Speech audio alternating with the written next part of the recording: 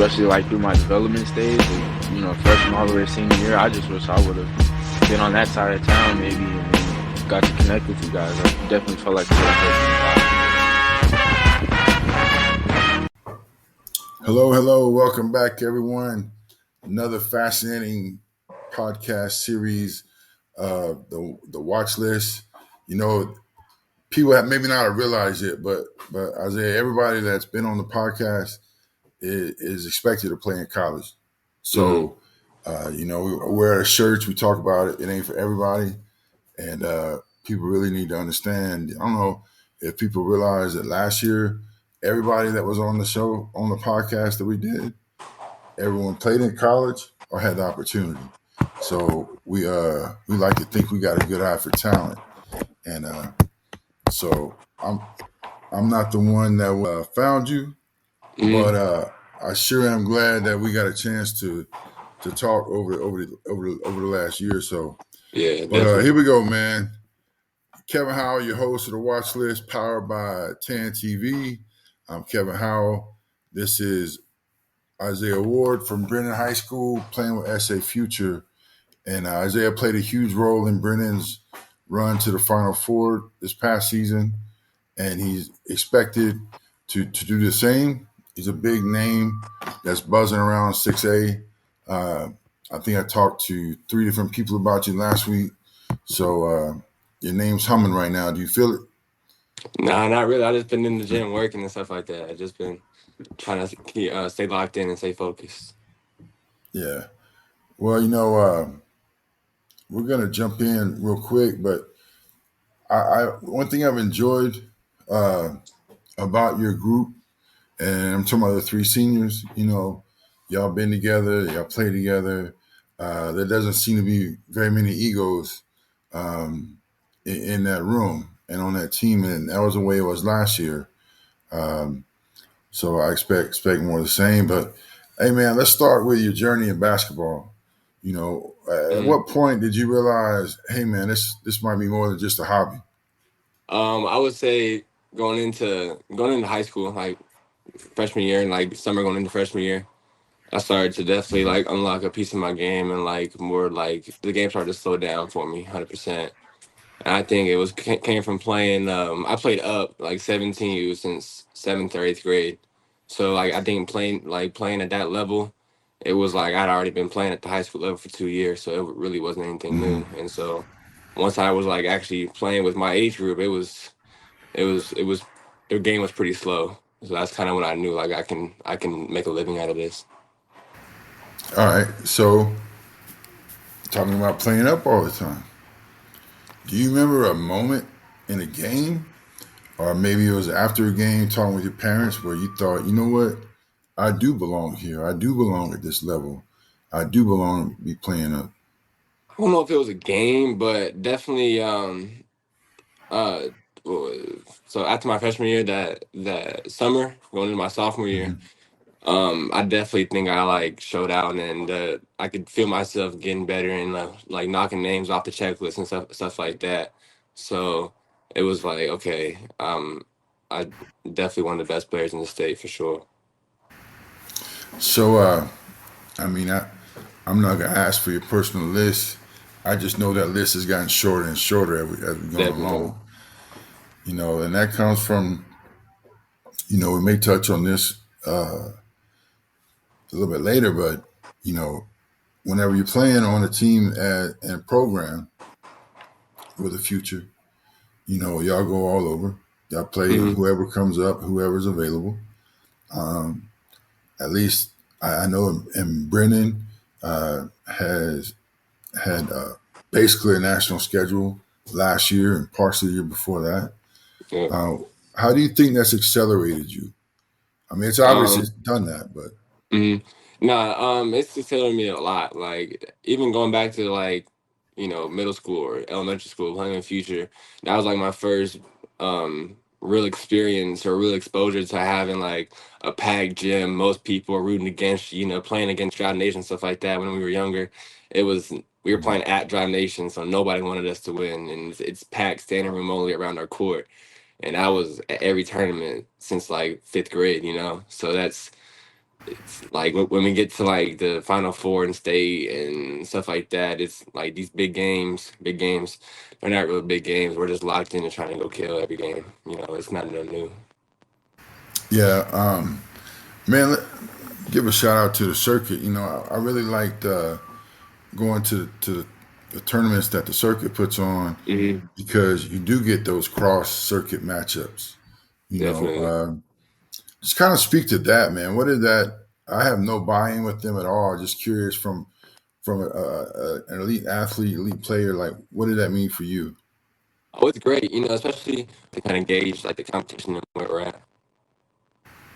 Yeah, I mean, I could see that. I just, as far as being a quote unquote media guy and a scout guy, it really affords a great opportunity because people get lost in the circuit or lost in what level, or they don't want to give credit to a certain level because their perception is this.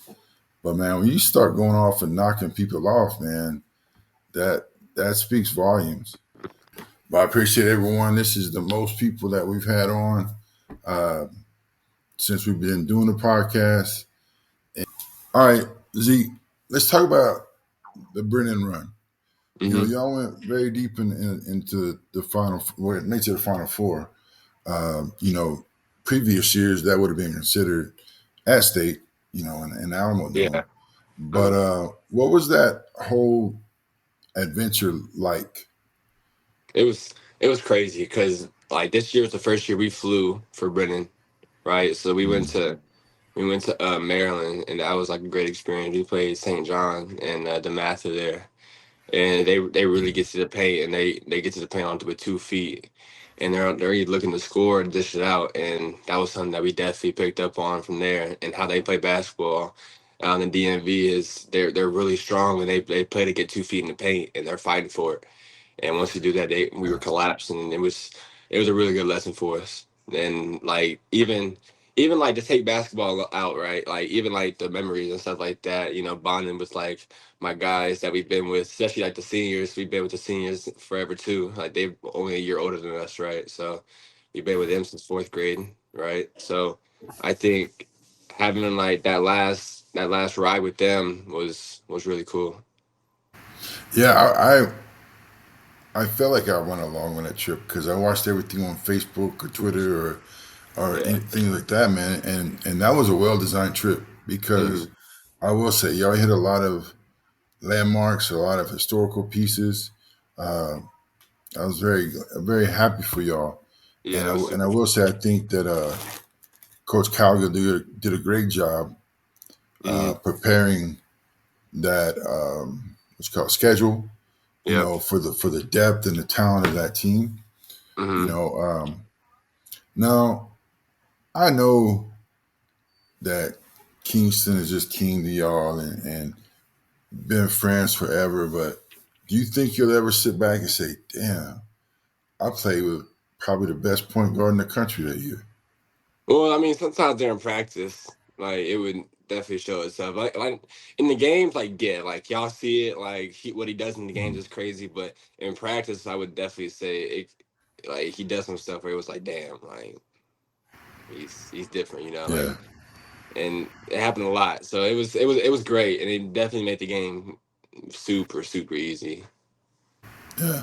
Well, I remember, I had watched him several times, Hmm. and then when we went to the Noble, and he finished the game with dynamic prep with that dunk at the end. I Yeah. just at that point on, I was like, yeah, he's everything he said he was. I remember telling the family, like, I'm just gonna enjoy seeing you here. You know, Hmm. may not see that again. And hell, y'all got a chance. Um, you lost two senior starters. You got three of y'all coming back. They're senior starters. You know, how are y'all gonna help gel that group to meet the standard of that leadership group?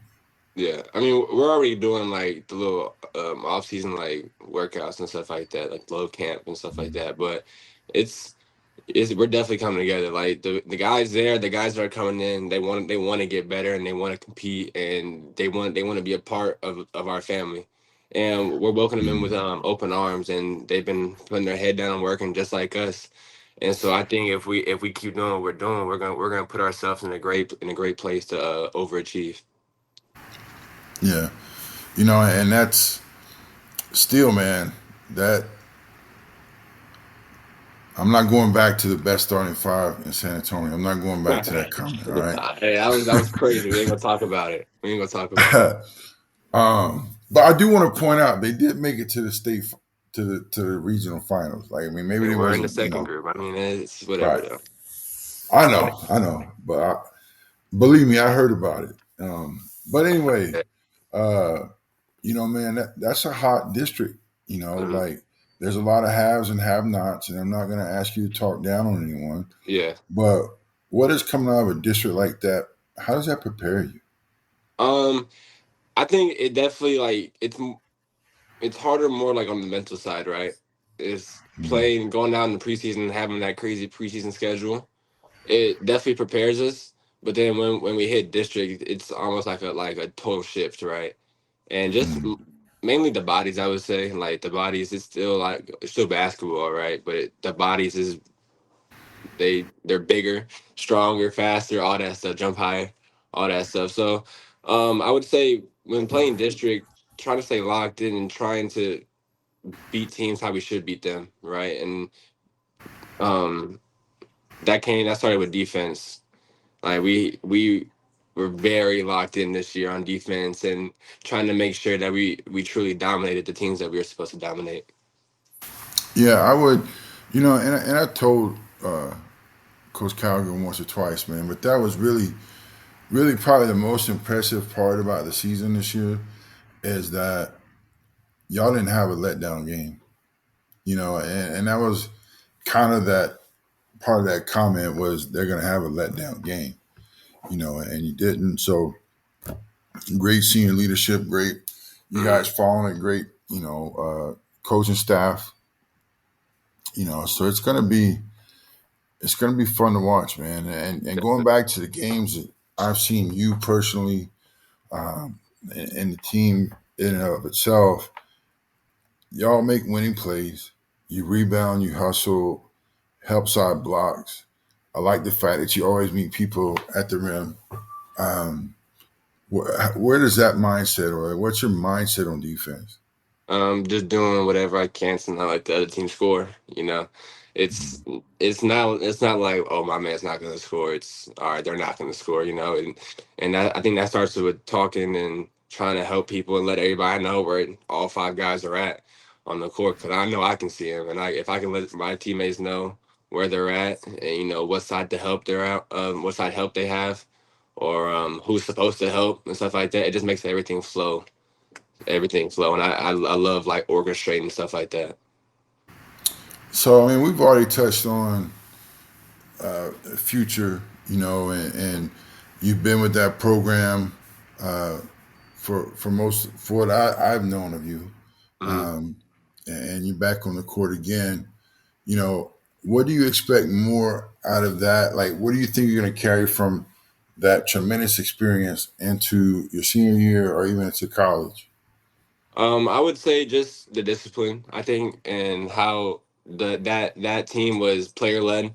I think the years before, coaches were having to um try to coach. I would how do you say, like, try to coach us playing hard or in practice and stuff Mm-hmm. like that, and competing in practice. But this last year, it was none of that. Coach could just coach basketball, and I think that's why we took a jump um executing plays and stuff like that. But just like going back to our defense and our discipline, like that was something that in the beginning of the year, like we came together and we set our goals, and that was one of our goals, is to become a better lockdown defensive team. And I definitely believe we did. Like everybody, every single person on that team was bought in, 1 through 13.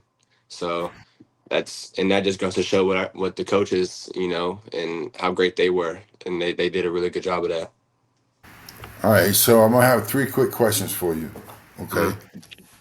favorite player right now? LeBron, it's easy. Game day music. What do you have to Oh, listen to? Give me "Can't Stop" by the Red Hot Chili Peppers. Put y'all on. What? Put y'all on. Let me Oh, put y'all versatile. on. Okay. Can't stop. What about one word that describes your game? Um, I would say versatile. Versatile. I would Mhm. agree with you. Uh, the the adjectives that I receive when the conversation turns to you uh, is versatile and explosive. And so that's two great things. And throwing a 6'6" with frame and muscles, and you got the recipe for playing it for a long time. You That's a know, fact. uh, Definitely. I'm closing up right here, but if you're serious about Texas basketball, D1 frame, elite effort, and mindset, coaches need to follow up with Isiaih. We call him Zeke Ward, number 42 at Brennan. Big thanks to Tan TV for pushing our independent coverage like this, and shout out to everyone helping these athletes be seen the right way. We'll see you guys next time on the watch list with more players that deserve the spotlight because it ain't for everybody. Sir.